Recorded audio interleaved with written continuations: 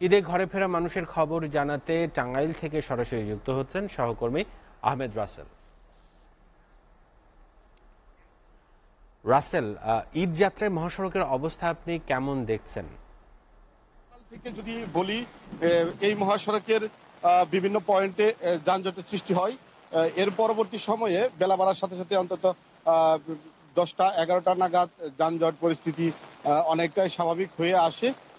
এখন যদি বলা যায় মহাসড়কের সার্বিক চিত্র, ঢাকা টাঙ্গাইলের বঙ্গবন্ধু সেতু মহাসড়কের বঙ্গবন্ধু সেতু থেকে একেবারে চন্দ্রা পর্যন্ত কিন্তু কোথাও কোনো যানজট নেই।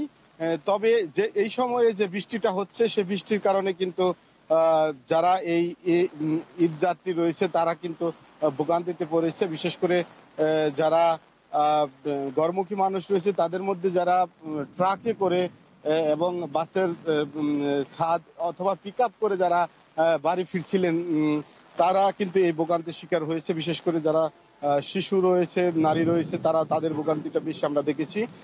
তো আমি কথা বলেছিলাম এলাঙ্গা এলাঙ্গা হাইওয়ে ফাঁড়ির যিনি ইনচার্জ মীর মোহাম্মদ সাদিকুর রহমান, তার সাথে তিনি কিন্তু আমাকে জানিয়েছেন যে বঙ্গবন্ধু সেতু থেকে এলেঙ্গা পর্যন্ত যে রাস্তাটি রয়েছে সেই রাস্তাটি একমুখী করে দেওয়ার পরবর্তী সময় থেকেই এই মহাসড়কের কোথাও কোনো যানজট নেই।